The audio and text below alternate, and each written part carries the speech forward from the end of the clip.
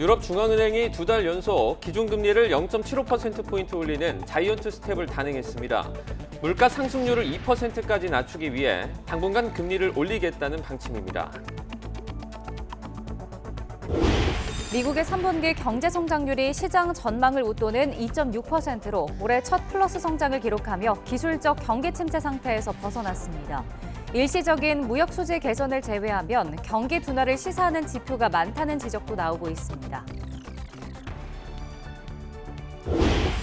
삼성전자 이재용 부회장이 10년 만에 회장직에 올랐습니다. 반도체 위기와 사법 리스크 등 녹록지 않은 상황 속에 어떤 리더십을 보여줄지 관심이 쏠리고 있습니다. 정부가 침체된 주택시장을 되살리기 위해 15억 원이 넘는 주택에 금지됐던 주택담보대출을 다시 허용하기로 했습니다. 투기 과열지구에서도 집값의 절반까지 대출을 받을 수 있도록 했습니다. 미국이 북한에 한국을 비롯한 동맹국에 핵공격을 하면 정권에 종말을 가져오게 될 것이라고 경고했습니다. 또 중국을 국가안보 최대 위협으로 설정하고 국제 질서를 재편할 수 있는 유일한 경쟁자로 평가했습니다. 푸틴 러시아 대통령이 우리나라를 향해 우크라이나에 무기를 제공하면 한러 관계가 파탄날 것이라고 경고했습니다. 푸틴 대통령이 우리나라를 지목해 우크라이나 지원을 직접 경고한 것은 매우 이례적인 일입니다. 우리 해군이 7년 만에 일본 해상자위대 국제관함식에 참가하기로 했습니다. 정부는 우길기 논란 등이 있지만 엄중한 한반도 안보 상황을 고려했다고 설명했습니다. 어젯밤 9시까지 코로나19 신규 확진자는 3만 4천여 명으로 집계돼 목요일 같은 시간대 기준으로 6주 만에 가장 많은 확진자가 나왔습니다. 개량 백신 접종 대상이 18세 이상으로 확대된 가운데 사전 예약 첫날 10만 명이 예약했습니다. 시청자 여러분 안녕하십니까? 10월 28일 금요일 굿모닝 YTN 2부 시작합니다. 미국에 이어서 유럽연합도 큰 폭으로 금리를 올리는 자이언트 스텝을 2달 연속 단행했습니다. 물가 상승률을 2%까지 낮추기 위해 앞으로도 금리를 계속 올리겠다는 방침입니다. 보도에 유재복 기자입니다. 유럽중앙은행이 기준금리를 1.25%에서 2%로 올렸습니다. 2달 연속 0.75%포인트씩 인상하는 이른바 자이언트 스텝을 단행한 것입니다. 금리를 큰 폭으로 올려 물가를 잡겠다는 의지가 반영된 것으로 보입니다. 실제로 유로화를 쓰는 19개 나라가 포함된 유로존의 지난달 물가는 지난해보다 9.9% 올랐습니다. 지난 1997년 통계를 시작한 뒤 가장 높은 수준입니다.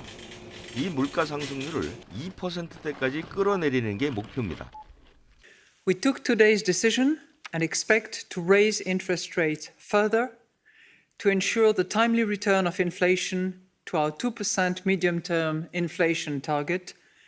유럽 중앙은행의 이런 방침에 따라 큰 폭의 금리 인상이 계속될 것으로 보입니다. 3분기에 최악을 보인 경제 상황이 연말 또는 내년 초까지 반전의 기미를 보이지 않을 거란 전망 역시 금리 인상을 부추기는 요인입니다. 3분기에 최악을 보인 경제 상황이 연말 또는 내년 초까지 반전의 기미를 보이지 않을 거란 전망 역시 금리 인상을 부추기는 요인입니다. Wenn die Amerikaner jetzt Ende des Jahres aufhören mit ihren Zinserhöhungen, wir aber noch ein Stück weitermachen, heißt das natürlich, dass der Euro sich stabilisiert. 유럽 중앙은행은 이 밖에도 초저금리 대출 프로그램의 조건을 바꿔서 시중은행의 자금줄을 제한할 계획이어서 금리 인상에 속도가 붙을 전망입니다. YTN 유재복입니다. 미국의 3분기 국내 총생산이 올해 들어 처음으로 플러스를 기록하면서 경제 회복 기대감에 불씨를 지폈습니다. 하지만 소비 증가세가 둔화했다는 점에서 경기 침체 우려를 불식할 정도는 아니라는 분석도 동시에 제기됐습니다. 워싱턴에서 권준기 특파원입니다. 올해 1, 2분기 연속 역성장하던 미국 국내 총생산이 3분기에 플러스를 기록했습니다. 국내 총생산 2.6% 성장을 이뤄내며 반등에 성공한 겁니다. 중간 선거를 앞두고 경제관리 실패 공세에 시달리던 바이든 대통령 표정도 오랜만에 펴졌습니다. Great economic report today, the GDP report. Things are looking good. 3분기 GDP 성장률 반등은 무역 수지 개선이 1등 공신이었습니다. 수출이 14% 늘어나는 동안 수입은 7% 줄어 무역 적자가 많이 줄었습니다. 특히 세계적인 에너지난에 석유와 천연가스 수출이 눈에 띄게 늘었습니다. 반면 미국 경제의 70%를 차지하는 소비는 뒷걸음질 쳤습니다. 지난 2분기엔 마이너스 성장에도 소비가 2% 늘었지만 3분기에는 1.4% 상승에 그친 겁니다.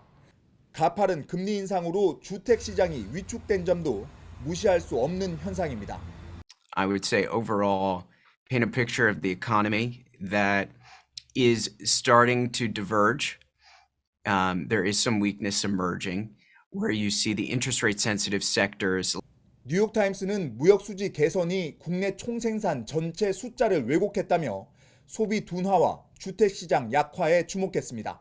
게다가 강달러 현상으로 무역 수지 개선 흐름이 이어지기 힘들 것으로 보여 경제 전망을 낙관할 수 없다는 분석입니다. 물가도 여전히 잡히지 않고 있어 다음 달 연준 회의에서 4번 연속 0.75%포인트 금리 인상은 기정사실이 되고 있습니다. 문제는 12월에 있을 올해 마지막 연준 회의입니다. 3분기 GDP 반등에도 경기 침체 우려가 커지고 있어 매파와 비둘기파가 금리 인상 폭을 놓고 치열한 공방을 벌일 거란 전망이 나오고 있습니다. 워싱턴에서 YTN 권윤기입니다. 삼성전자 이재용 부회장이 10년 만에 부회장 직함을 떼고 회장에 임명됐습니다. 현재 삼성전자의 위기 상황을 이재용 회장의 리더십을 강화해서 돌파하겠다는 뜻으로 해석됩니다. 보도에 박홍구 기자입니다. 삼성전자의 3분기 실적이 공시되던 날 이재용 부회장의 회장 선임 안건이 이사회에 올랐습니다. 삼성전자 이사회는 글로벌 대외 여건이 악화하고 있는 상황에 책임 경영과 경영 안정성을 제고하고 신속하고 과감한 의사결정이 절실하다며 이 회장 선임 안건을 의결했습니다. 지난 2012년 12월 부회장에 오른 뒤 10년 만에 회장직 취임입니다. 하지만 이 회장은 취임식을 열지 않고 법원에서 열린 삼성물산과 제일모직의 부당합병과 관련한 재판에 출석했습니다. 제 어깨가 많이 무거워졌습니다. 국민들에게 조금이라도 더 신뢰받고 더 사랑받는 기업 만들어 보겠습니다. 많은 국민들의 응원 부탁드리겠습니다. 이 회장은 임명 직후 사내 게시판에 글을 올려 각오를 밝혔습니다. 지난 몇 년간 새로운 분야를 선도하지 못해 추격자들의 거센 도전을 받아 현실은 엄중하고 시장은 냉혹하다고 평가했습니다. 이어 지금은 더 과감하고 도전적으로 나서야 할 때라며 자신이 앞에 서서 기술 투자와 창의적인 조직 문화를 이끌겠다고 강조했습니다. 하지만 삼성전자의 3분기 실적은 어닝 쇼크 수준으로 감소했습니다. 영업이익이 10조 8,520억 원으로 지난해 15조 원에서 3분의 1이 줄었는데 주력인 메모리 반도체 업황 부진이 원인이었습니다. 반도체가 속한 DS 부문의 매출은 23조 원, 영업이익은 5조 1천억 원으로 매출 1위 자리는 TSMC에 내줬고 영업이익은 지난해 절반 수준으로 떨어졌습니다. 업계에서는 4분기에도 글로벌 IT 수요 부진과 메모리 시황 약세로 삼성전자의 실적 부진이 이어질 것이라는 전망이 나오고 있습니다. 이재용 회장의 뉴 삼성 앞에 놓인 도전 과제가 만만치 않아 보입니다. YTN 박홍구입니다. 내년부터 무주택자와 1주택자에 대해 주택담보대출 비율 LTV가 50%로 완화되고 15억 원 초과 아파트에도 주택담보대출이 가능해집니다. 또 중도금 대출이 제한되는 기준선이 분양가 9억 원에서 12억 원으로 완화됩니다. 대통령 주재 비상경제 민생회의에서 나온 부동산 규제 완화 방안을 이동우 기자가 전해드립니다. 이번 주 전국 집값은 10년 4개월 만에 최대 하락폭을 기록했고 서울 집값은 22주째 연속으로 내림세를 보였습니다. 그만큼 부동산 시장이 급락세를 보이며 거래 절벽 속에 경착륙 우려가 커지자 정부가 각종 부동산 규제 완화 방안을 내놨습니다. 우선 무주택자나 1주택자에게는 투기 지역이라도 주택담보대출 비율 LTV를 50%까지 허용합니다. 현재 무주택자와 1주택자는 비규제 지역의 경우 LTV가 70%, 규제 지역은 20에서 50%가 적용되고 있습니다. 또 그동안 15억 원 초과 주택에 금지했던 주택담보대출 규제도 풀립니다. 주택 실수요자의 편의를 과도하게 제약한다는 지적에 위헌 소송이 제기될 정도로 자본주의의 근간을 흔드는 규제로 논란이 되었기 때문입니다.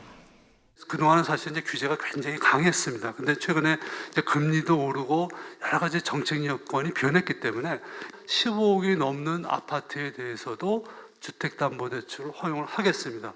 그리고 이제 앞으로 이제 부동산 시장 상황에 따라서 규제 완화할 건 하고. 정부는 또 다음 달 중으로 투기 과열 지구와 조정 대상 지역 추가 해제를 적극 검토합니다. 최근 집값 하락폭이 큰 경기 지역 일부가 규제에서 해제될 것이라는 관측입니다. 또 중도금 대출 상한이 그동안 집값이 오른 것에 비해 너무 낮다는 지적에 따라 12억 원으로 상향 조정합니다. 지금까지 분양가 9억 원이 넘으면 분양가의 70%가량인 계약금과 중도금을 대출 없이 부담해야 했습니다. 투기 과열지구 내 청약 당첨자의 기존 주택 처분 기한은 2년으로 연장합니다.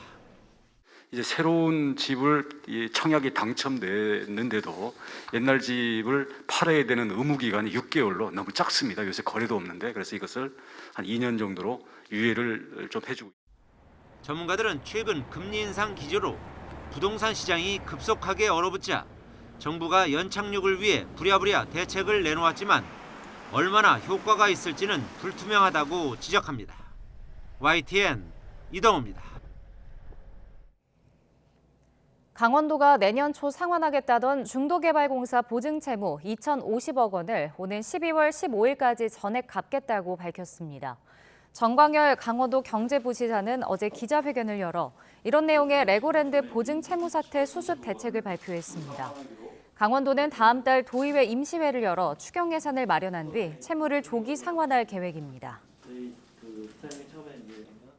김진태 강원지사가 레고랜드 사태로 촉발된 자금 경색 사태에 재차 유감의 뜻을 밝히며 보증 채무를 반드시 이행하겠다고 강조했습니다.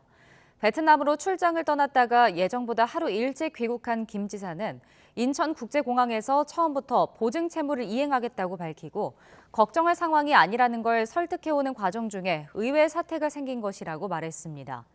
김 지사는 레고랜드 사태로 정부가 50조 원 이상의 유동성 공급 프로그램을 가동하기로 한 데에는 조금 미안하다면서 어찌됐든 전혀 본의가 아닌데도 사태가 이런 식으로 흘러오니까 미안한 마음이 든다고 말했습니다. 미국 정부는 북한이 미국이나 한국을 비롯한 동맹국에 핵 공격을 하면 정권의 종말을 가져오게 될 것이라고 경고했습니다. 미 국방부는 2022년 핵태세 보고서에서 북한이 중국과 러시아에 비할 정도는 아니지만 미국과 동맹에 억지 측면에서 난제를 제공한다며 어떤 상황에서도 북한의 핵 공격을 용납할 수 없다고 밝혔습니다.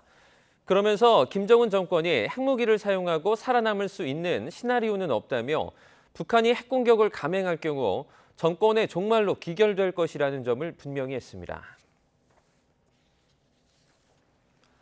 미국 정부는 또 중국을 국가 안보의 최대 위협으로 설정하고 러시아는 지금의 위협으로 상정했습니다. 미 국방부는 이 같은 내용을 담은 국방 전략서를 공개했습니다. 이와 함께 북한에 대해서는 미국 본토와 해외 주둔 미군, 한국과 일본을 위협하기 위해서 핵과 미사일 능력을 확장하고 있다며 한미와 미일 동맹을 이간하려고 시도하고 있다고 지적했습니다.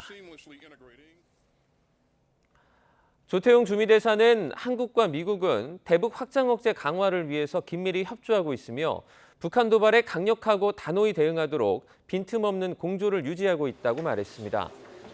조 대사는 워싱턴 특파원 간담회에서 북한이 최근 미사일 발사와 포병 사격을 감행하며 위협 수위를 높이고 책임을 한미에 전가하고 있다며 이같이 밝혔습니다. 조 대사는 최근 한미일 합참의장 간의 논의와 외교차관 협의에 이어서 다음 주에는 한미 국방장관 안보협의회와 북핵 수석대표 간 협의가 열린다며 주미 대사관도 미국 측과 상시 소통하고 있다고 설명했습니다. 다음 달에 열리는 일본 국제 관함식에 우리 해군이 참가하기로 했습니다. 지난 2015년 이후 7년 만인데 군 당국은 한반도의 엄중한 안보 상황을 최우선적으로 고려했다고 설명했지만 자위함기 경례를 둘러싼 논란이 예상됩니다. 신준명 기자입니다. 정부는 다음 달 6일 일본 가나가와현에서 열리는 해상자위대 창설 70주년 국제 관함식에 참석하기로 결정했습니다. 우리 해군의 일본 관함식 참가는 지난 2015년 이후 7년 만입니다. 국방부는 국제 관함식 참가의 안보상 함의를 최우선적으로 고려했다고 강조했습니다.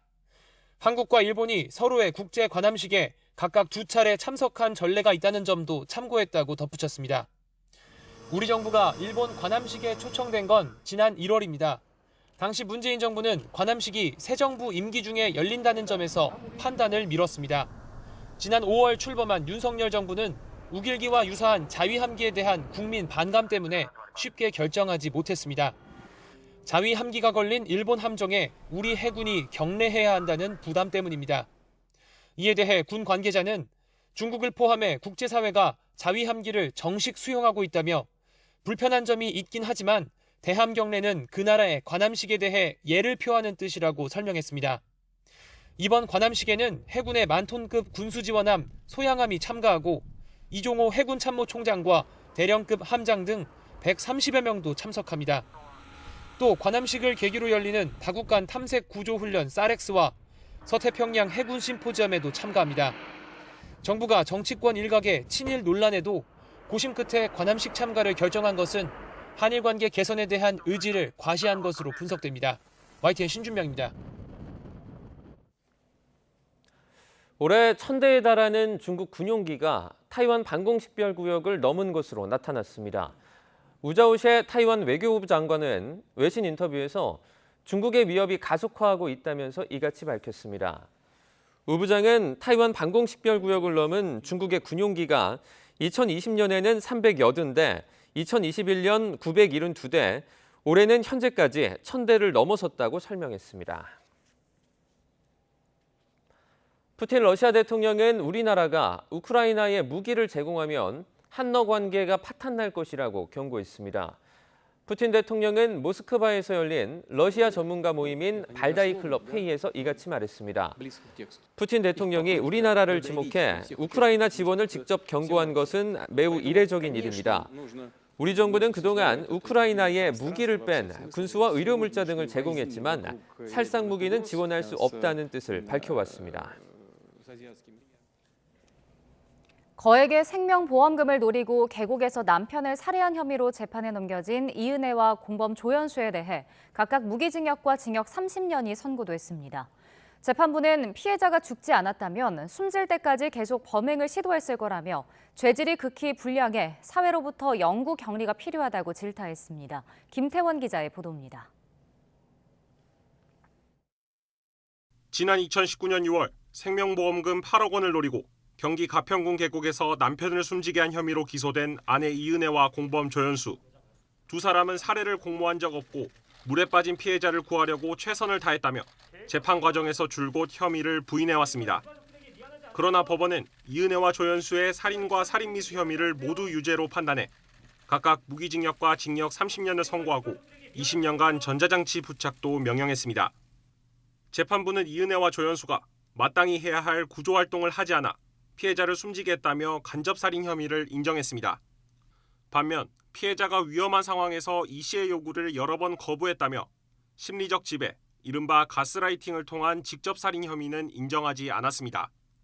다만 처음부터 계획적으로 피해자를 물에 빠지게 한 뒤 구조하지 않고 사고사로 위장했다며 직접살인이나 다름없다고 강조했습니다. 재판부는 두 차례 살인미수 혐의도 모두 유죄로 판단했습니다. 두 사람이 주고받은 메시지를 보면 보고도구를 이용한 살해 공모 정황이 구체적인 데다 휴대전화 포렌식으로 관련 대화가 드러나자 도주한 점, 범행 직전 생명보험 효력을 부활시킨 점 등을 볼 때 살해 의도가 있다고 봤습니다. 또 낚시터에서 피해자가 수영을 못한다는 사실을 알면서도 물에 빠지는 상황을 적극적으로 유도했다고 판단했습니다. 피해자가 죽을 거라는 걸 예상하지 않고서는 6차례나 무리하게 생명보험 효력을 부활시킬 이유가 없다며 보험금을 노린 범행이라는 점도 인정했습니다. 재판부는 특히 이은혜와 조연수가 아무런 죄책감 없이 살해 시도를 거듭했다며 피해자가 숨지지 않았더라면 숨질 때까지 범행을 시도했을 게 분명하다고 질타했습니다. 범행을 은폐하고 도주하면서 어떤 반성이나 참회조차 하지 않는 등 죄질이 극히 불량하다며 사회에서 영구히 격리해야 한다고 강조했습니다. 유가족들은 판결에 감사하다면서도 사과 한마디 없던 두 사람에게 울분을 토했습니다. 오늘 판결이 저희가 이제 유족이 만족하는 대표로 만족한다고 말씀을 드리고 싶습니다. 인간 대 인간으로서 좀 아쉬운 부분이고요. 사과를 한다고 해서 정말 그게 진정한 사과일까가. 검찰은 구형량보다 낮은 조 씨의 형량에 대해 판결문을 검토한 뒤 항소를 결정할 방침입니다. 재판부가 심리 지배를 통한 직접 살인까지는 인정하지 않았지만 이은혜가 수차례 시도 끝에 남편을 숨지게 한 정황을 모두 인정해 중형을 선고했습니다. 이은혜와 조연수 측은 즉시 항소하겠다는 뜻을 밝혔습니다. YTN 김태원입니다. 경기 광명시 아파트에서 부인과 두 아들을 흉기로 살해한 혐의를 받는 40대가 오늘 구속영장 심사를 받습니다. 수원지방법원 안산지원은 오늘 오전 살인 혐의를 받는 A씨를 상대로 구속 전 피의자 신문을 진행할 예정입니다. A씨는 경찰 조사에서 범행 당일 부인과 이혼 문제로 대화하다가 중학생인 큰아들이 아빠와 같이 살고 싶지 않다고 말한 것에 격분해 범행했다고 진술했습니다. 경찰은 재작년 실직한 A씨가 가정 불화를 겪다가 최근 이혼 얘기까지 나오자 계획적으로 범행을 준비했을 가능성에 무게를 두고 있습니다. 사회적 거리두기 해제 이후 광화문 일대에서는 주말마다 보수 진보 단체들의 대규모 시위가 이어지고 있습니다. 인근 상인들은 표현의 자유는 존중한다면서도 집회로 인한 지나친 소음과 쓰레기로 매출이 줄어 힘들다고 호소했습니다. 보도에 김다현 기자입니다. 서울 서대문역 근처에 있는 이 카페는 주말이면 문을 닫는 주변 가게들과 달리 저녁 7시까지 문을 엽니다. 광화문 주변 유동인구가 많아서 직장인이 없어도 주말 손님이 끊이지 않기 때문입니다. 그런데 최근 몇 달 사이 광화문 광장 일대에서 대규모 집회가 열린 탓에 주말 매출이 뚝 떨어졌습니다. 도로가 통제되고 그러면 아무래도 사람들이 왔다 갔다 할 수가 없으니까 실제로 방문하시는 고객분들이 많이 줄어들죠. 많이 심할 때는 절반 가까이 떨어질 때도 있고요.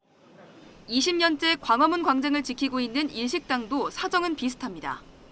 집회가 매출에 적잖은 타격을 준 건 물론 넘쳐나는 쓰레기와 지나친 소음으로도 골머리를 앓고 있습니다. 지나가다가 애기들 듣기에는 조금 안 좋은 그런 말을 하시더라고요. 보면은 확실히 일반 가족들이 안 오시는 이유가 이거일 수도 있겠다라는 생각을 하거든요. 주말에 여유로운 분위기를 만끽하러 광장에 나왔다가 불편함을 느꼈다는 시민들도 많습니다. 욕설이라던가 좀 좋지 못한 소리를 들을 수도 있으니까 그 부분이 좀 좋은 경험으로는 다가오진 않을 수 있겠다. 지난 4월 참가 인원 제한이 풀린 이후 점차 규모가 커지고 있는 광화문 집회는 이미 다음 달 말까지 매 주말 열릴 것으로 예고돼 있습니다. 상인들은 대규모 시위가 반복되면서 자칫 주말 광화문 광장은 시끄럽고 혼잡해서 피해야 한다는 고정관념이 확산하지 않을까 걱정입니다. 하지만 그렇다고 이들이 바라는 게 집회를 멈추거나 금지하는 건 아닙니다. 시위를 하지 않았으면 좋겠다는 건 아니고 그래도 좀 적정한 선에서 좀 사람들에게 피해가 가지 않도록 하면은 괜찮을 것 같습니다. 옳은 얘기를 한다고 해가지고 남한테 피해를 주는 게 맞다고는 생각은 안 하고요. 오히려 그렇게 피해를 주는 일이 생기면은 옳은 소리가 오히려 희석되니까. 일상 속 시민의 쉼터이면서도 우리 사회의 중요한 이슈에 대해 다양한 시민의 목소리가 터져나오는 공론장으로서 역할을 해온 광화문 광장. 표현의 자유는 보장돼야 하지만 자영업자와 시민들에게 불편함으로 이어지는 부작용은 고민해봐야 할 문제입니다. YTN 김다연입니다. 어젯밤 9시까지 코로나19 신규 확진자는 3만 4천여 명으로 잠정 집계됐습니다. 그제 같은 시간대보다 800여 명 늘었고 일주일 전인 지난 20일 2만 3천여 명과 비교하면 1만 800여 명이 늘었습니다. 목요일 같은 시간대 집계치만 보면 지난달 15일 이후 6주 사이 가장 많은 확진자가 나왔습니다. 코로나19 개량 백신 접종 대상이 18세 이상 성인으로 확대된 가운데 사전 예약 첫날 약 10만 명이 예약에 참여했습니다. 질병관리청은 어제 오후 5시 기준 9만 9천여 명이 동절기 코로나19 2가 백신 접종을 예약했다고 밝혔습니다. 신규 예약자 가운데 BA.1 기반의 모더나 이가 백신 예약자가 6만 6천여 명으로 가장 많았고 BA.4, 5 변이에 대응하는 화이자 이가 백신이 2만여 명, BA.1 대응용 화이자 이가 백신이 1만 1천여 명으로 집계됐습니다.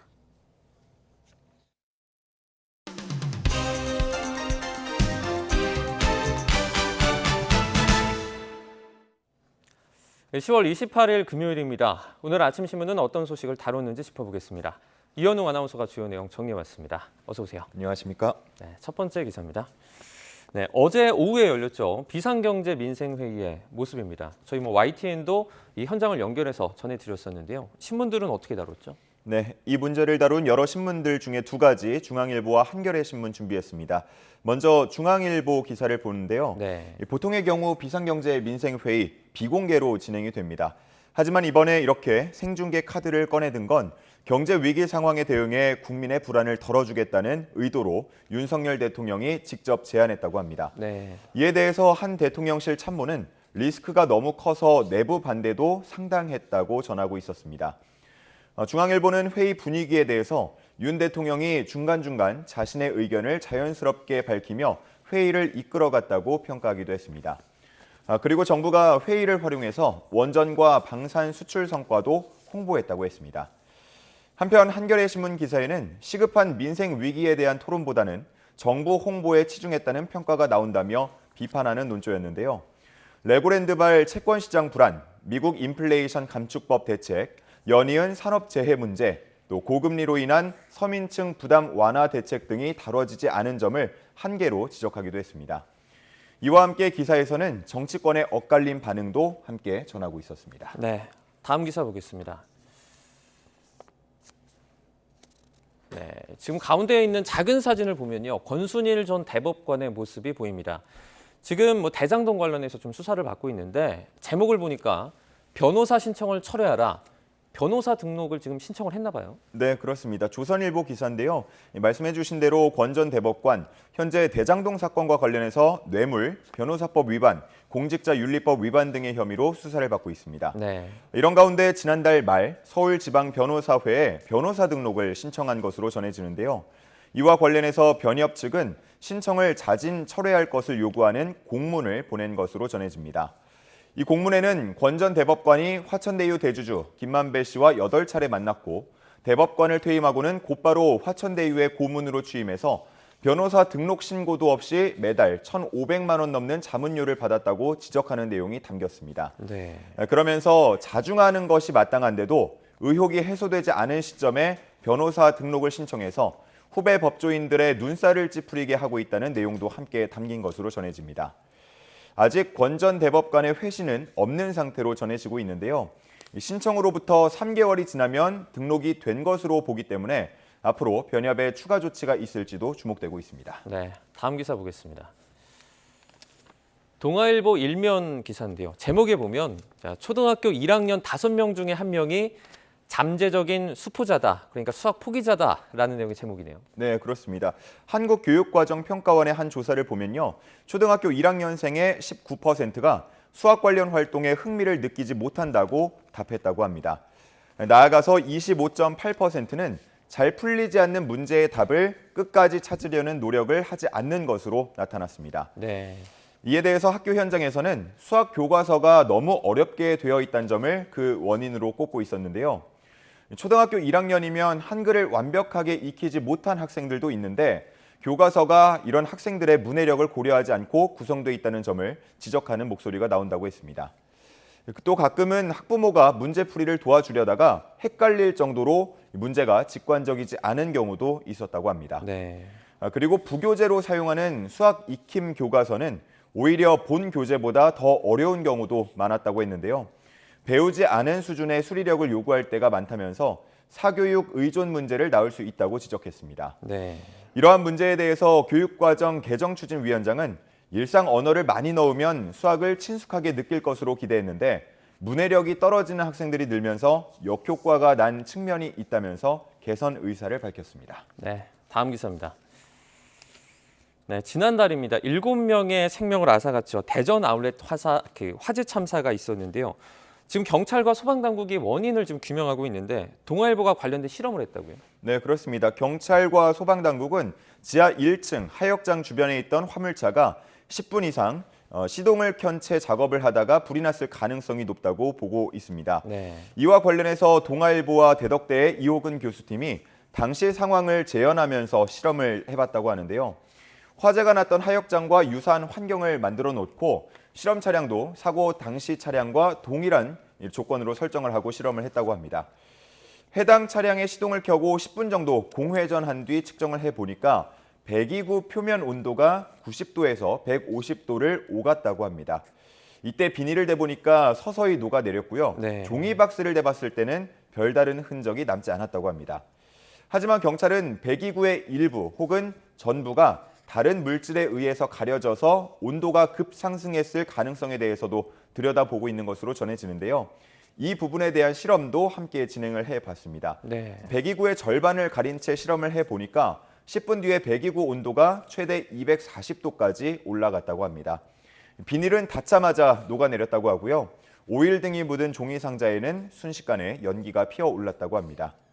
여기에 차량이 오래됐거나 혹은 배기관 관리가 제대로 되어 있지 않았다면 그 온도는 400도에서 500도까지도 오를 수 있다는 결과가 나왔습니다. 네, 이제 뭐 바쁘다고 시동을 켜놓고 작업을 하거나 또는 이제 뭐 잘 탈 수 있는 뭐 비닐, 종이 이런 것들이 주위에 있으면 좀 위험할 수 있다. 이런 점을 분명히 주의해야 할 것 같습니다.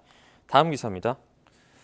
네, 최근에 이제 우리나라뿐만 아니라 전 세계에서 이 연금 관련해서 좀 어떻게 대처해야 될지 참 고민이 많은데요.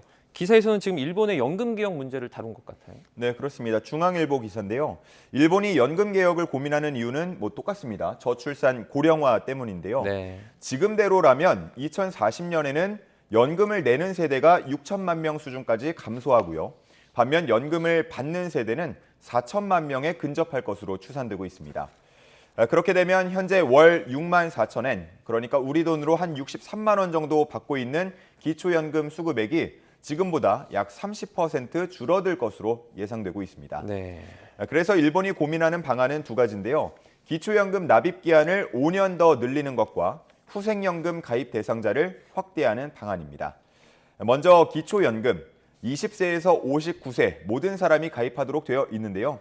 이걸 5년 더 늘리겠다는 계획입니다. 네. 65세까지 늘리겠다는 거고요. 한편 후생연금은 회사원이나 공무원, 또 교원 등이 가입하는 연금인데 기초연금 납부 기한만 연장을 할 경우에는 상대적으로 저소득층의 보험료 부담이 늘어날 수 있기 때문에 이 후생연금 가입 대상을 더 확대하는 방안도 함께 고려하고 있다고 합니다. 네. 일본 후생노동성은 2025년 법 개정을 목표로 논의를 계속하겠다고 밝혔습니다. 네, 마지막 기사 보겠습니다. 네, 멋진 조형물들이 이렇게 여럿이 보이는 것 같은데요. 제목을 보니까 카타르의 모습 같습니다. 자세히 전해주시죠. 네, 맞습니다. 카타르는 이제 다음 달이죠. 세계적인 축제 월드컵을 열게 됩니다. 이를 앞두고 카타르 박물관청은 특별하고 거대한 시각문화 이벤트를 기획했는데요. 카타르 크리에이츠라는 이름의 프로젝트입니다. 세계적인 현대미술 거장들을 초청해서 설치 미술 등을 포함한 작품들을 도시 곳곳에 전시하고 있었습니다. 네. 가장 크게 보이는 작품, 덴마크 출신의 꾀돌이 현대 미술가로 불리는 올라프르 알리아손의 하루의 바다를 여행하는 그림자라는 제목의 작품인데요. 사막 위의 이 작품은 원형의 거울판을 반원형의 철제 구조물이 받치면서 거대한 그늘 쉼터를 만들고요. 거울판에 비친 모습을 보면서 자연과 인간에 대해서 확장된 감각을 가질 수 있다고 합니다. 이 밖에도 공항과 야시장 등 곳곳에 작품들을 설치하면서 도시 전체를 거대한 야외 미술관처럼 만들었다고 합니다. 이 프로젝트는 세계 최고의 컬렉터 중 한 명으로 꼽히는 셰이카 알마여사 공주가 추진 중인 것으로 전해지는데요. 월드컵을 계기로 카타르가 중동의 문화 허브, 또 나아가서 세계 미술계의 주요 거점으로 도약하겠다는 의지를 보였다고 평가되고 있습니다. 네, 알겠습니다. 오늘 굿모닝 브리핑은 여기까지 듣겠습니다. 고맙습니다. 감사합니다.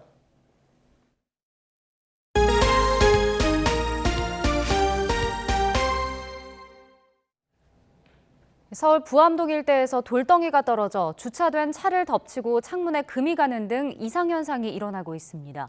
주민들은 인근에서 수도권 광역급행철도 GTX 공사가 시작된 뒤 문제가 일어났다고 항의했지만 관계기관들은 서로 책임을 떠넘기고 있습니다. 보도에 김혜린 기자입니다. 주택이 깎아내린 듯한 절벽 위에 아찔하게 섰습니다. 집을 지탱하던 바위는 무너져 곳곳에 돌덩이가 널브러져 있습니다. 거대한 잔해는 차 위로 떨어져 차체를 납작하게 만들 정도입니다. 집안에선 창문에 금이 가는 등 이상 현상이 끊이질 않습니다. 1톤 정도 되는 돌이 차를 덮쳐가지고 차가 그냥 납작하게 돼가지고 폐차시켰고요. 불안해서 잠을 진짜 지금 못 자고 있어요. 이거 한번 쏟아지면은 그냥 집 같이 물고 무너집니다. 주민들은 재작년 10월 시작된 수도권 광역급행철도 이른바 GTX 공사를 원인으로 지목합니다. 한 곳에서 40여 년을 살았지만 공사 전엔 이런 일이 없었단 겁니다. 게다가 밤낮으로 계속되는 굴착 소음도 주민들을 괴롭히고 있습니다. 여기 살던 사람이 놀래가지고 폭탄 떨어지냐고 쾅 하고 드릴링 소리가 내 이명인 줄 알았어요, 처음에. 그래서 내가 집사람하고 얘기를 하다 보니까 집사람은 더 심해. 공황장애까지 느낀다고 그래. 지하 40에서 50m 아래 안반층에 대심도 터널을 뚫는 GTX 공사는 발파 공사를 마치고 밤낮으로 하루 10m씩 터널 굴착 공사가 진행되고 있습니다. 시공사 측은 현재 진행 중인 터널 공사가 지상에는 영향을 미치지 않는다고 설명합니다. 해당 지역이 노후화돼 생긴 문제가 우연히 공사 기간과 겹쳤을 뿐 자체 조사 결과 공사 영향은 아니란 게 확인됐단 겁니다. 하지만 시공사 측은 명확한 이유 없이 조사 결과서를 공개하라는 요청은 거부했습니다. 전문가들은 공사 과정에서 일어나는 진동의 영향을 무시할 수 없다고 설명합니다.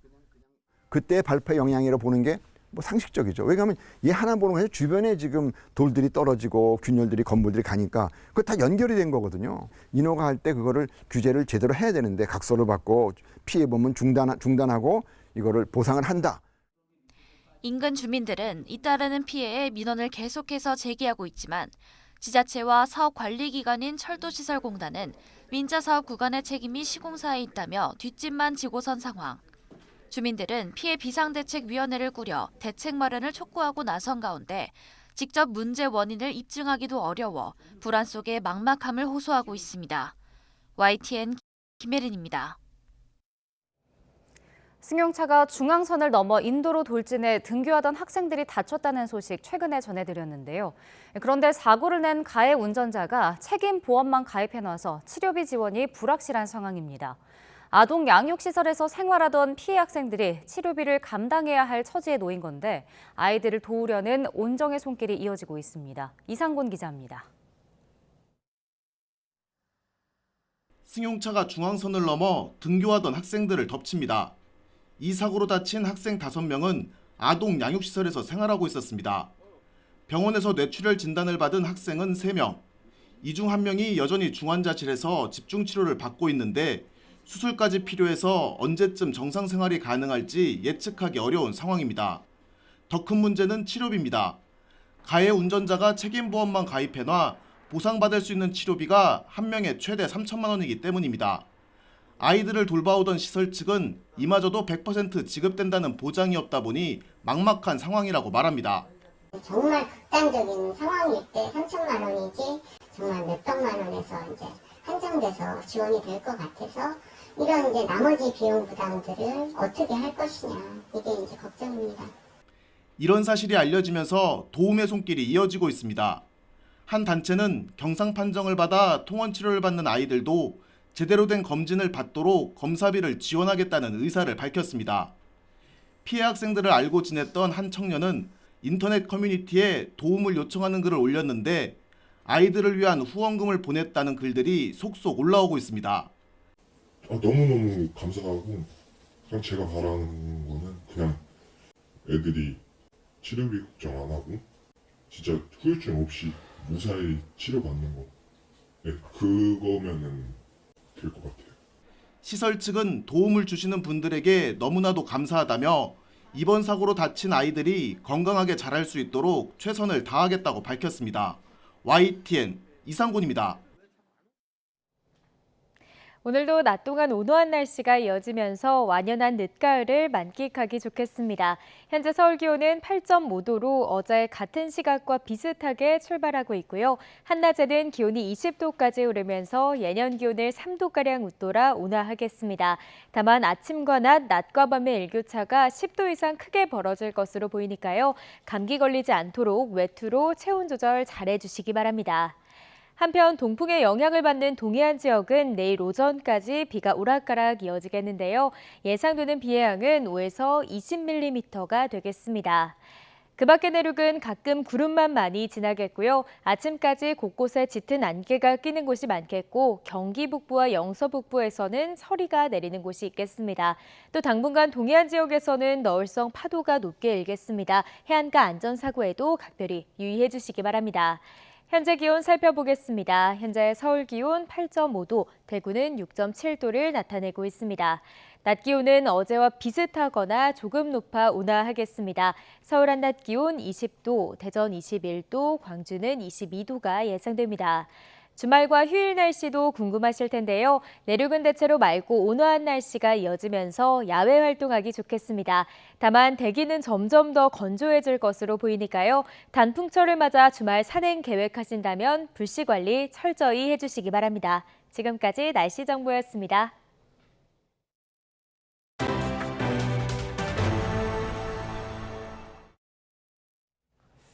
서해 공무원 피격 사건 등과 관련해서 전방위 수사가 진행 중인 가운데 문재인 정부 고위 안보라인 인사들이 자료 삭제나 수정 등을 지시한 적이 없다면서 의혹을 전면 부인했습니다. 노영민 전 대통령 비서실장과 서훈, 박지원 전 국정원장은 어제 기자회견을 열고 윤석열 정부에 의한 일방적인 흘리기가 사실인 양 보도되고 기정사실화하는 듯한 데 대해서 우려를 표한다며 이같이 말했습니다.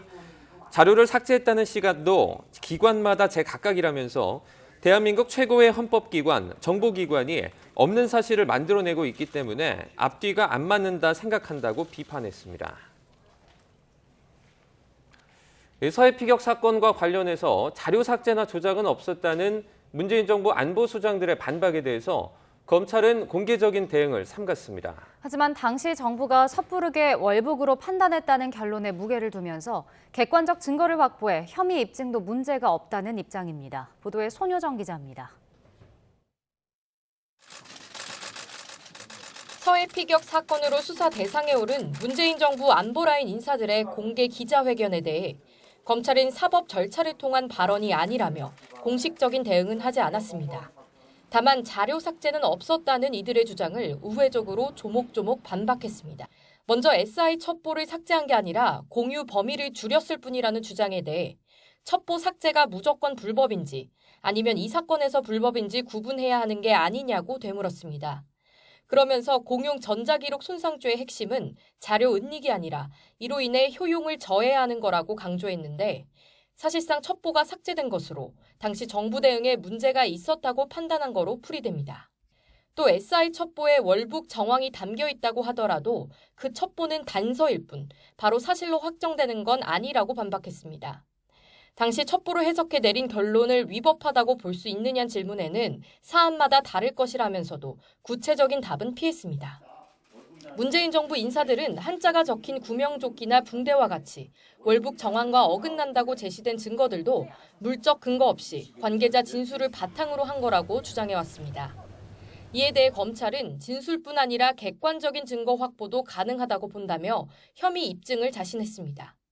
무엇보다 앞서 서욱 전 국방부 장관과 김홍기 전 해양경찰청장의 구속영장이 발부된 만큼 법원도 수사팀이 생각하는 이 사건의 성격과 문제점에 공감한 거로 이해한다고 말했습니다. 검찰은 지난 24일부터 감사원의 서해 피격 사건 수사 요청 자료를 건네받아 분석하는 동시에 대통령 기록관 압수수색도 2달 가까이 진행하고 있습니다. 신병을 확보한 서 전 장관과 김 전 청장의 조사 내용을 바탕으로 박지원 전 국정원장과 서훈 전 국가안보실장 등 핵심 윗선도 조만간 소환할 방침입니다. YTN 손효정입니다. 윤석열 대통령이 조상준 국정원 전 기조실장의 사의 표명 사유에 대해서 개인적인 문제라 공개하기 어렵다고 밝혔습니다. 다만 중요 직책인 만큼 계속 과중한 업무를 감당하는 건 맞지 않다고 판단했다고 부연했습니다. 윤 대통령의 발언 직접 들어보겠습니다. 일신상의 이유라서 공개하기는 좀 그렇습니다. 그러나 중요한 직책이기 때문에 계속 업무를 또 과중한 업무를 감당해 나가는 것이 맞지 않겠다 해서 본인의 사의를 수용한 것입니다. 무슨 공적인 거라면 저희가 좀 궁금해하시는 분들한테 말씀을 드릴 수 있지만 개인적인 문제라서 기조실장 후보도 있었고 또 필요한 이런 공직 후보자들에 대해서 검증을 좀 해놨기 때문에 아마 좀 업무가 자연스럽게 연결될 수 있게 신속하게 좀 할 생각입니다. 국민의힘이 윤석열 대통령과 한동훈 법무부 장관의 심야 술자리 의혹을 제기한 더불어민주당 김의겸 의원에 대한 윤리위 징계안을 곧 국회에 제출하기로 했습니다. 김미애 원내대변인은 어제 기자들과 만나 김의겸 의원에 대한 징계안이 성안됐고 현재 원내 부대표단과 국회 법제사법위원회 소속 의원들로부터 서명을 받고 있다고 밝혔습니다. 김 대변인은 김의겸 의원이 국회법 25조 품위 유지의 의무와 국회법 146조 모욕 등 발언 금지, 국회의원 윤리실천규범 2조 품위 유지를 현저하게 위반했다고 보고 국회법에 따라 징계를 요구하기로 했다고 설명했습니다. 윤석열 대통령과 한동훈 법무부 장관의 청담동 술자리 의혹을 제기한 더불어민주당 김의겸 의원은 한 장관이 촉구한 민주당의 공개 사과 요구를 일축했습니다. 김의겸 의원은 YTN과의 전화통화에서 민주당 사과를 요구한 한 장관의 입장문에 대해서 항상 하던 이야기로 자신이 언급할 가치는 없어 보인다고 밝혔습니다. 또 청담동 술자리 의혹에 추가로 공개할 내용이 있느냐는 질문엔 들여다보는 건 있지만 아직 이야기할 단계는 아니라고 설명했습니다. 윤석열 대통령과 한동훈 법무부 장관의 술자리 의혹을 제기한 김의겸 더불어민주당 의원에 대해 검찰에 고소장이 접수됐습니다. 해당 술자리에 함께 있었다고 지목된 이세창 전 자유총연맹 총재 권한대행은 어제 김 의원의 주장에는 단 1%도 진실이 없다며 김 의원과 유튜브 매체 더 탐사 기자를 명예훼손 혐의로 서울중앙지검에 고소했습니다. 대구에서 미래 이동수단 관련 기술을 엿볼 수 있는 미래 모빌리티 엑스포가 열렸습니다. 다양한 전기차와 배터리 같은 부품을 만날 수 있는데 실제 전기차를 모두 분해해 부품을 공개한 전시는 중소부품업체가 특히 주목했습니다. 보도에 이윤재 기자입니다. 전기차가 뼈대만 남았습니다. 붙어있던 부품은 하나하나 분해돼 전시됐습니다. 중소자동차 부품업체는 더없이 좋은 기회라며 꼼꼼히 부품을 살피고 사진으로 남깁니다. 저희가 이제 개발하고 있는 부품들이 차량에 어떻게 조립이 되고 있는지, 그리고 그 조립된 부품에 대해서 또 저희가 어떻게 개발을 해야 될지 좀 방향들이 좀 보이는 것 같아서 뜻깊은 시간이 되는 것 같습니다. 전시장에 각양각색 전기차가 모였습니다. 전기차 핵심 부품인 배터리, 바퀴와 일직선으로 놓인 모터가 사람들 시선을 모읍니다. 배터리와 모터 같은 전기차 부품 업체부터 완성차까지 한 번에 보고 또 사업 기회를 찾을 수 있는 전시회가 열렸습니다. 또 글로벌 바이어와 고객들과 상담을 통해서 저희가 글로벌 시장으로 진출하려고 하고 있습니다.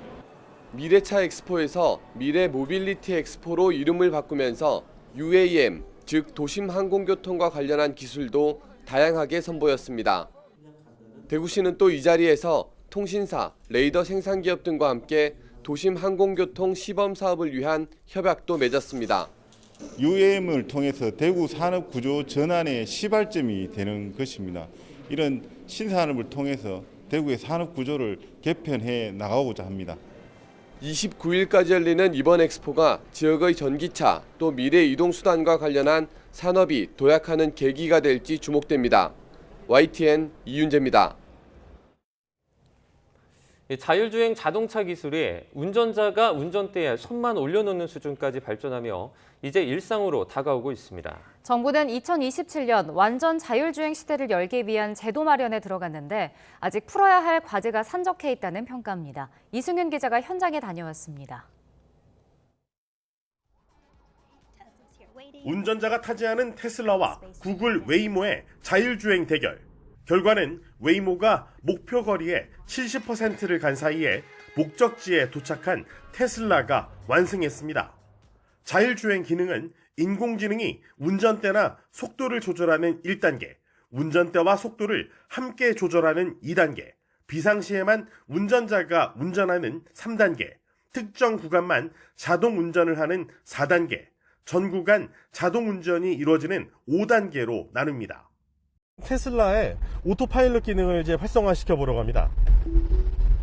네, 지금 보시는 것처럼 제가 손을 떼고 있어도 차가 자율적으로 위험을 피해서 운행하고 있습니다.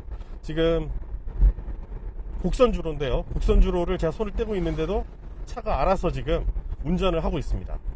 GM은 슈퍼크루즈란 이름으로 자율주행 기능을 선보였습니다. 지금 보시는 차는 아직 국내에서는 시판되지 않고 미국에서만 시판되는 자동차입니다. 고속도로에서 운전대에 손을 대지 않아도 운전이 가능한 자율주행 2+ 등급의 자동차입니다. 벌써 미국에선 시장 선점을 놓고 테슬라와의 경쟁이 치열합니다. 테슬라 같은 경우에는 소비자의 48%가 좋다고 얘기를 했고요. GM 슈퍼크루즈를 몰아보신 52%는 GM 슈퍼크루즈가 다시 좋다라고 선택을 하셨습니다. 국내에선 현대자동차가 자율주행 기술 개발에 나서며 추격에 나선 상태.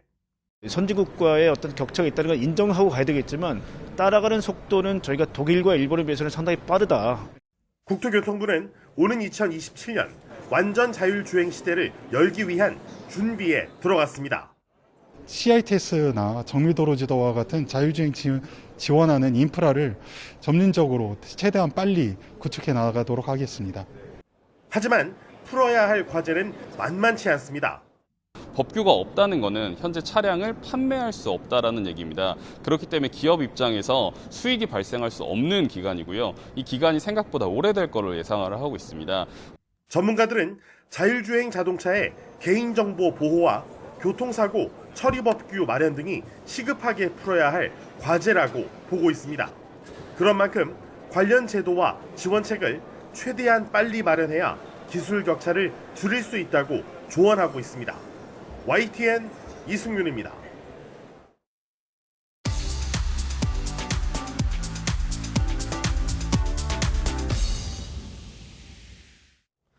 경제 소식을 빠르게 전해드립니다. 오늘 굿모닝 경제는 이인철 참 좋은 경제연구소장과 함께하겠습니다. 어서 오십시오. 어서 오세요. 네, 유럽 중앙은행이 2달 연속입니다. 기준금리를 0.75%포인트 올리는 자이언트 스텝을 단행을 했습니다. 역시 문제는 물가겠죠? 그렇습니다. 아마 이제 이번 주 그리고 다음 주는 유럽과 아마 미국의 이 금리 결정 여부에 가장 큰 관심이 쏠리고 있습니다. 네. 근데 너무 분명하게 시그널을 줬기 때문에 뭐 이변은 없었습니다. 유럽 중앙은행이 이제 통화정책 회의를 열고 기준금리를 0.75%포인트 자이언트 스텝을 단행했는데 네. 지난달에 이어서 연거푸입니다. 자, 이렇게 2연속 자이언트 스텝을 단행하다 보니까 유럽의 기준금리가 이제는 2% 시대를 열었어요. 네. 유럽의 기준금리가 2%대로 올라선 것은 지난 글로벌 금융위기 2009년 2월 이후 13년 8개월 만에 처음입니다. 도대체 이제 유럽이 얼마나 물가가 심각하길래 유로화를 같이 사용하는 19개국의 유로존의 이제 물가를 좀 보니까 지금 연율 지난달 물가가 9.9% 올랐어요. 네. 9.9% 올라서 이 극심한 물가 상승세가 이어지니까 긴축 구조를 더 강화하고 있는데 이렇게 미국과 비슷한 속도로 이제 기준금리 인상하니까 유로화 가치는 이제 올랐습니다. 장중 이제 0.9% 가량 하락하면서 1달러 아래로 이제 떨어져 있는 상황인데 지금 유로존에 있는 이 국가들의 이제 면면을 좀 들여다보니까 아마 독일의 물가가 두 자릿수예요. 10.9%. 이탈리아가 9.5%고요. 그리고 이제 발트 3국이라고 하는 라트비아, 에스토니아, 리투아니아 이 3개 국가의 물가는 무려 22% 치솟았습니다. 네. 자, 그러다 보니까 아마 유럽은 다른 국가에 비해서 다른 이제 미국의 경우에는 11월은 4연속 자이언트 스텝이지만 12월에는 빅스텝으로 조금 완화될 거야라는 기대감이 있는데 네. 유럽은 아직 그런 시그널을 주지 않고 있다는 게 문제입니다. 네. 네, 뭐 유럽 물가도 말씀하신 대로 많이 올랐고 또 올해랑 내년에 그 겨울철 에너지 문제도 지금 시급하잖아요. 맞습니다. 유럽이 앞으로 뭐 큰 폭으로 계속 금리를 올릴까요, 그럼?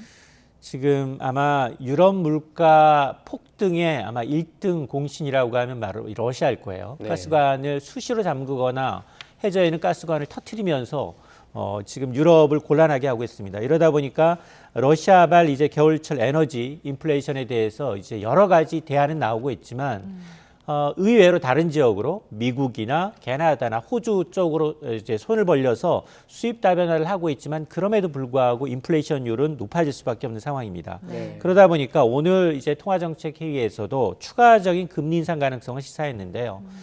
유로존 역시 중장기 인플레이션 목표치가 2%예요. 근데 지금 10% 육박하고 있죠. 이걸 복귀할 수 있도록 금리를 추가로 인상할 수 있다라고 언급을 하고 있고 또 하나 눈여겨볼 게 유럽 중앙은행이 그동안 이제 시중은행들에 대해서 제공해왔던 2조 1,000억 유로 규모의 초저금리 대출 프로그램을 조건을 변동해서 이제 시중에 자금, 유동성 공급을 좀 줄이겠다라고 시사를 하고 있거든요. 네. 이 얘기는 시중금리 상승 속도가 더 가속화될 수 있다. 우리가 지금 봐왔잖아요. 금리가 가파르게 오르게 되면 그 부작용이 나타나죠. 대신에 그걸 감안하더라도 물가는 꼭 잡겠다라는 그런 이제 이 시그널을 주고 있는 셈인데 그러다 보니까 오늘 유럽 증시는 혼조 양상이었어요. 영국과 독일 증시가 소폭 올랐지만 이제 프랑스 증시 그리고 이제 범유럽 주신 스톡 600 지수는 약세로 거래를 마쳤습니다. 네. 네. 지금 상반기 내내 마이너스를 기록하던 미국의 성장률이 올해 첫 번째 플러스를 기록했어요. 좀 좋은 징조로 볼 수 있습니까? 그렇습니다. 다소 이례적이에요. 네. 너무 좋아졌어요. 좋아져도.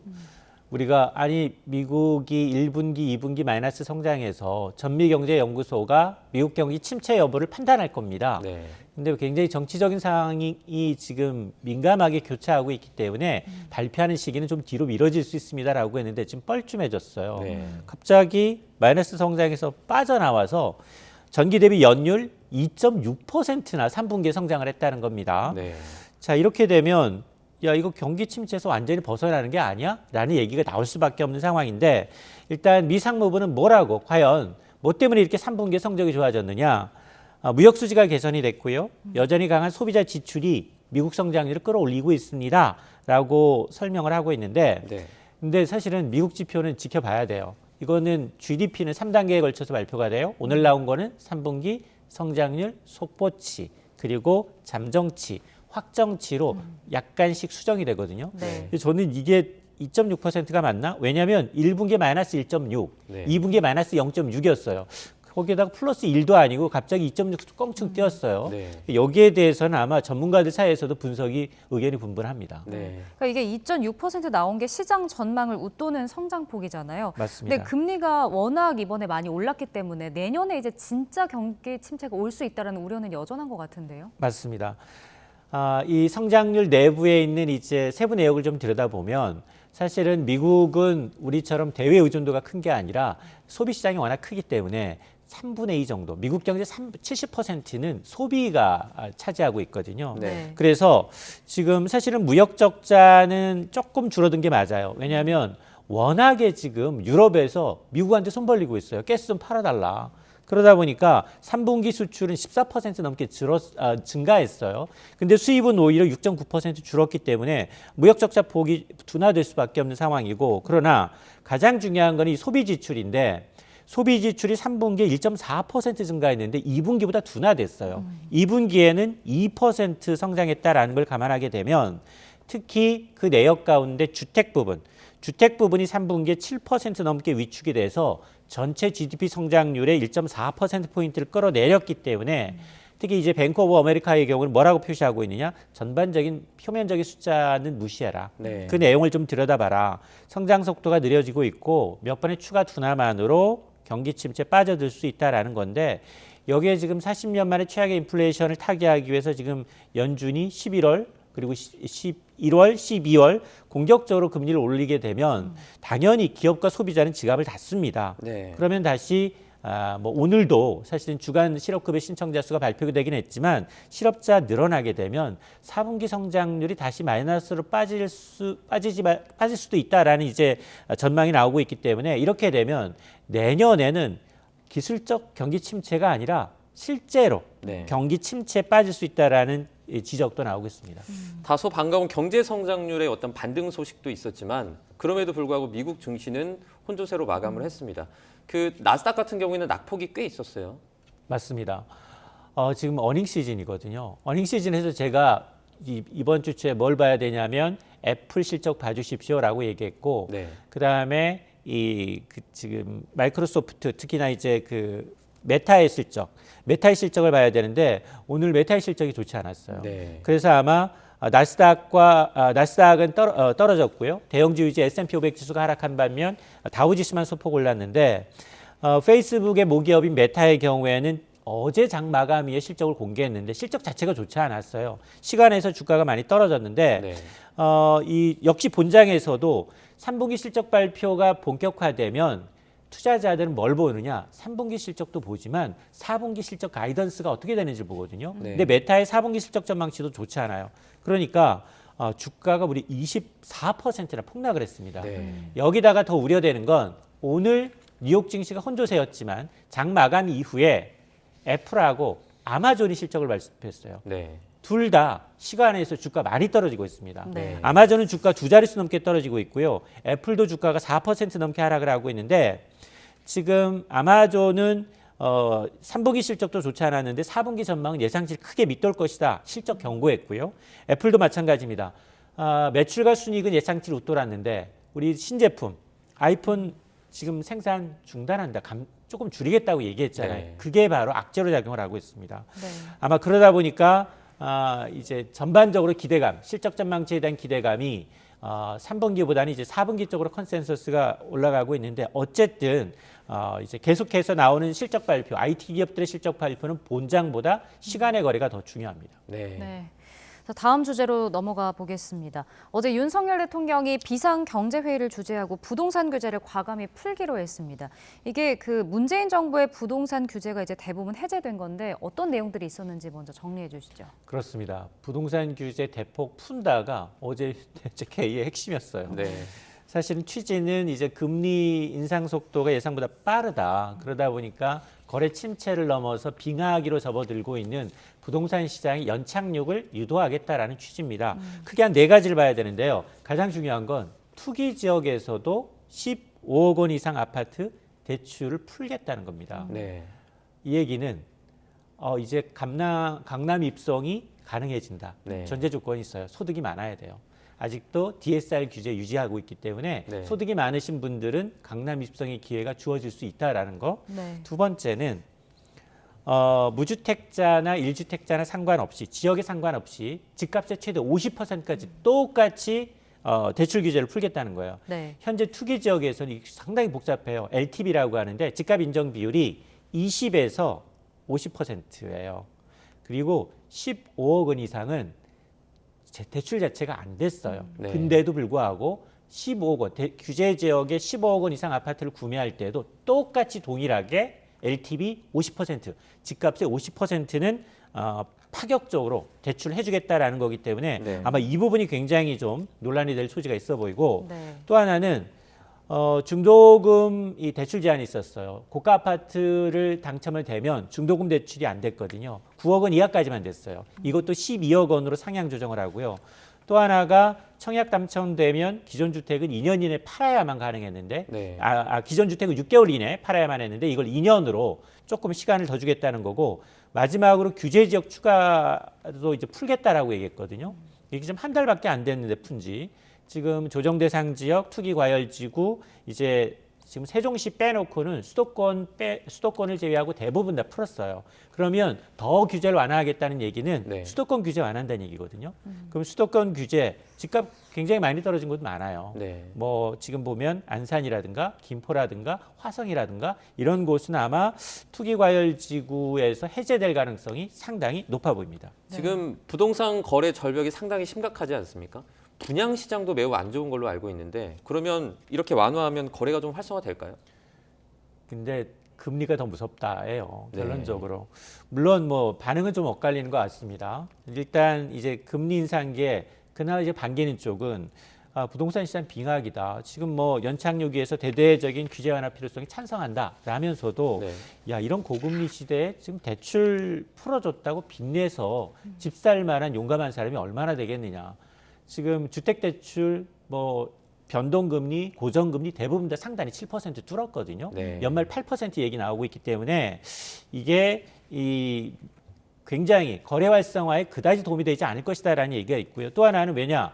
여전히 DSR 규제, 총부채 수익 규제는 남아 있고요. 네. 그리고 세금 규제가 그대로 버젓이 남아 있습니다. 네. 그러나 반대론자들은 야 아직 오른 것 대비 많이 빠지지도 않았어. 거품 더 빠져야 돼. 이거 지금 이 순간에 규제 완화할 게 아니다라는 거예요. 그러면서 규제 완화가 자칫 지금 가계부채, GDP 대비 우리 100% 넘어섰거든요. 가계부채 내관이 될 수 있다라는 이제 주장도 나오고 있습니다. 네. 자, 이런 가운데 이재용 삼성전자 부회장이 어제 10년 만에 회장으로 승진을 했습니다. 취임식 날인 어제 이제 이 회장이 재판에 출석을 했고 따로 그 취임식은 없었던 거죠? 그렇습니다. 실적 발표했죠.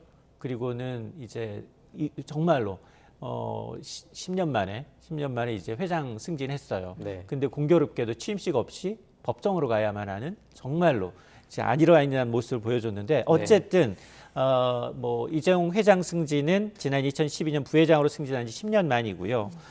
어제 뭐라고 소회를 발표했느냐? 어깨가 많이 무겁습니다. 더 사랑받는 기업으로 이제 만들어 보겠습니다. 그래서 초일류 기업으로 만들겠다는 의지를 보였는데 근데 실적 발표에서 나왔어요. 상황이 녹록치 않다. 네. 3분기에 그동안은 사실 반도체 부분은 삼성하고 인텔 천하였어요. 둘이 옥신각신하면서 1, 2등 왔다 갔다 했는데 네. 대만 반도체가 갑자기 쑥 나타났어요.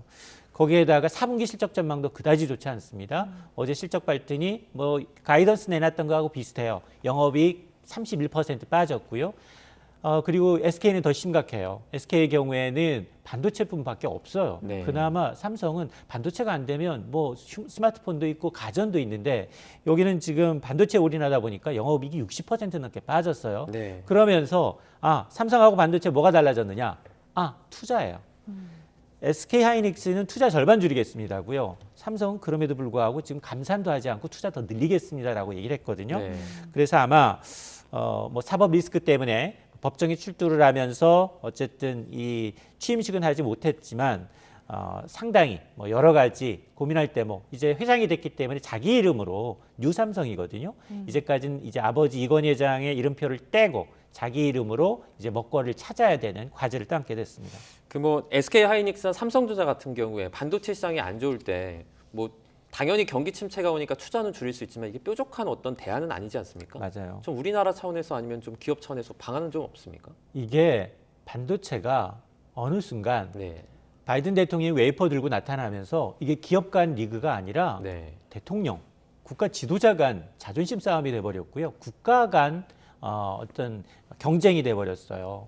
그래서 사실은 삼성은 D램 쪽의 일일이지만 시스템 반도체, 이 비메모리 반도체에도 공격적으로 투자를 해서 대만 반도체를 따라잡겠다라고 얘기는 했는데 네. 2030년까지 이 부분을 집중 투자합니다.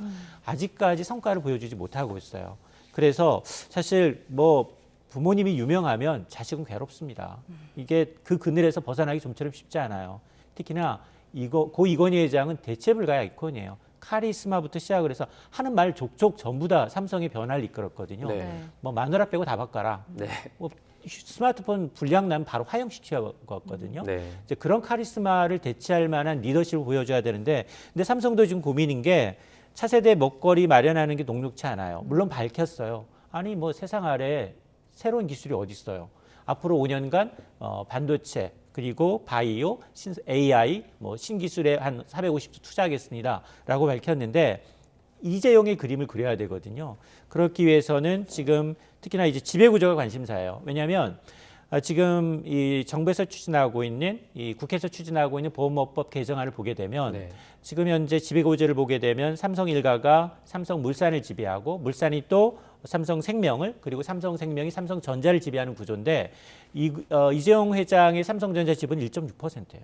그러다 보니 이거를 어떻게 지금 보험업법 개정안이 통과되게 되면 삼성생명이 전자의 지분을 팔아야 되는데 과연 이 지배구조를 어떻게 변화시킬지도 과제로 떠오르고 있습니다. 그 우리나라 반도체 말고 배터리 부분의 전망은 좀 어떻습니까? 이창양 장관이 뭐 2차 전지 육성하겠다 이런 말도 했는데요.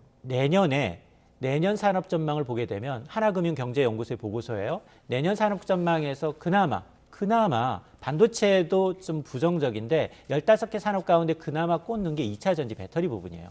자, 그러다 보니 지금 하겠다라고 하는데 아마 배터리 부분은 이 미국이 일단 견제해주면 지금은 한중일 삼국지거든요. 근데 중국을 좀 견제해주면 우리가 하이엔드 부분, 고가 부분에서는 우리 점유율이 높지만 굉장히 저가 부분에서 중국이 많이 따라오고 있거든요. 자, 이 부분을 좀 견제해주면 그나마 내년에는 산업이 좀 좋아지지 않을까 그런 기대감을 갖고 있습니다. 네, 알겠습니다. 여기까지 듣도록 하겠습니다. 이인철 소장과 함께 경제 이슈들 살펴봤습니다. 고맙습니다.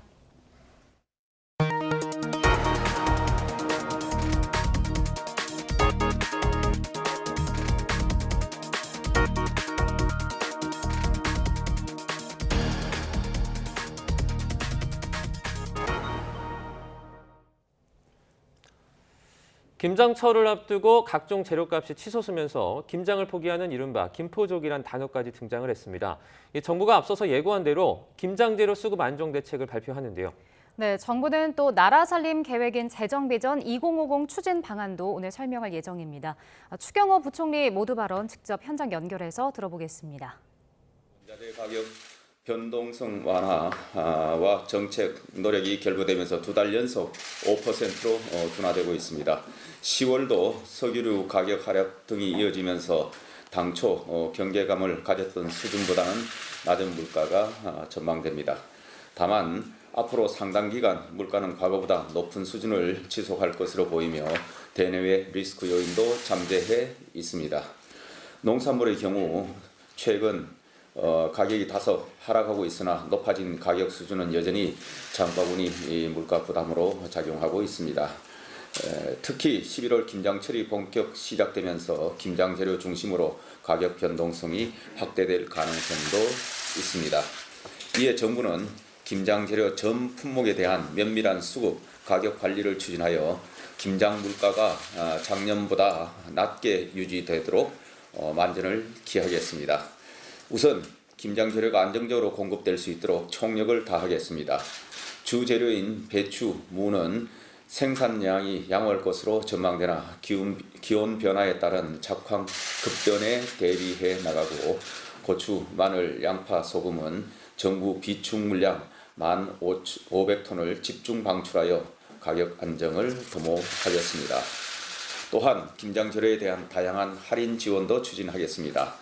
농축수산물 할인 쿠폰에 171억 원을 투입하여 김장 채소와 돼지고기를 비롯한 굴, 젓갈 등 수산물까지 20% 이상 할인되도록 지원하고 전국 농협에서 김장 채소류를 최대 40% 할인 판매하는 등 소비자 부담을 완화하겠습니다.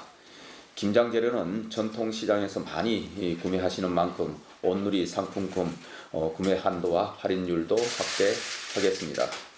정부는 김장이 마무리되는 시기까지 수급 상황을 꼼꼼히 점검하면서 필요한 대응을 강화해 나가겠습니다. 관계기관 합동으로 김장 재료 수급 안정 대책반을 운영하여 품목별 수급 점검, 할인 지원 등을 차질 없이 이행하고 수급 불안 시에는 신속히 대응해 나가겠습니다. 한편 정부는 민생 물가 안정과 함께 건전 재정 기조를 확립하기 위한 정책적 노력도 강화하고 있습니다.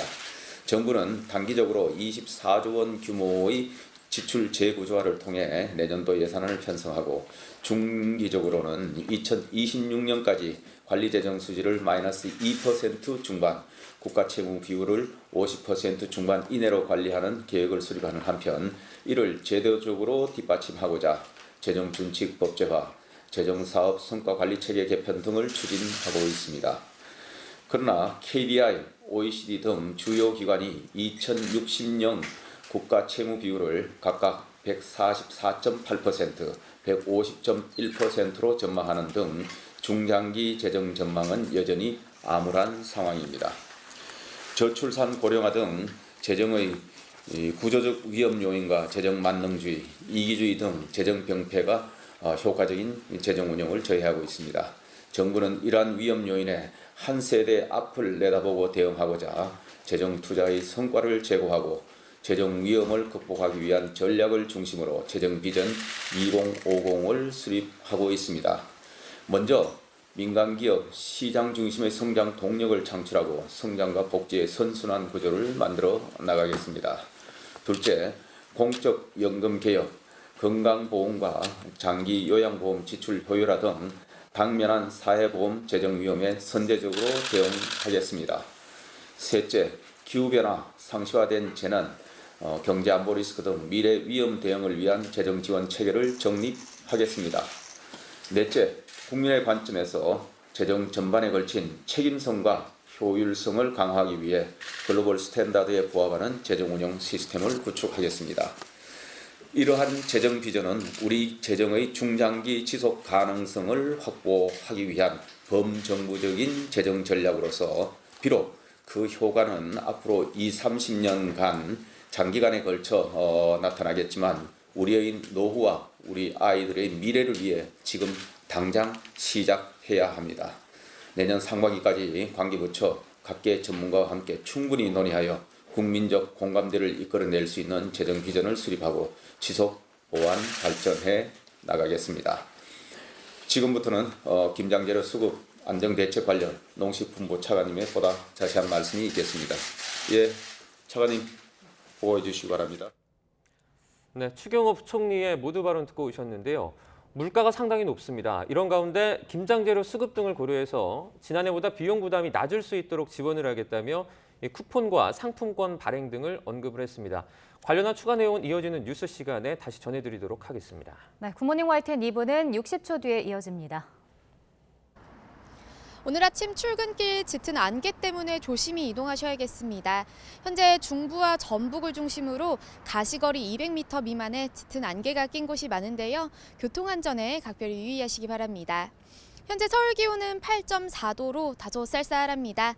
하지만 한낮에는 20도까지 올라 어제보다 더 온화하겠습니다. 큰 일교차에 대비한 옷차림 하시는 게 좋겠습니다. 오늘 내륙은 안개가 점차 걷히고 구름만 많은 날씨가 이어지겠습니다. 반면 동풍의 영향을 받는 동해안 지역은 비가 이어지겠는데요. 예상되는 비의 양은 5에서 20mm가 되겠고 내일 오전까지 비가 오락가락 이어지겠습니다. 현재 기온 살펴보겠습니다. 서울 8.4도, 대구 6.6도로 대부분 10도 안팎을 보이고 있습니다. 낮 동안에는 예년 기온을 1에서 3도가량 웃돌며 온화하겠습니다. 서울 20도, 대전 21도, 광주는 22도가 예상됩니다. 주말과 휴일에도 내륙은 구름만 많은 날씨가 이어지면서 완연한 가을을 즐기기 좋겠습니다. 다만 대기는 점점 더 건조해질 것으로 보이니까요. 산행시 화재 예방에 힘써주시기 바랍니다. 당분간 동해안을 중심으로는 너울성 파도가 높게 일겠습니다. 해안가 접근을 자제하는 등 안전사고에 각별히 유의하시기 바랍니다. 지금까지 서울 상암동에서 YTN 원희다입니다. 금요일 아침 굿모닝 YTN은 여기까지입니다. 잠시 후 뉴스라이더가 방송됩니다. 시청해주신 여러분 고맙습니다.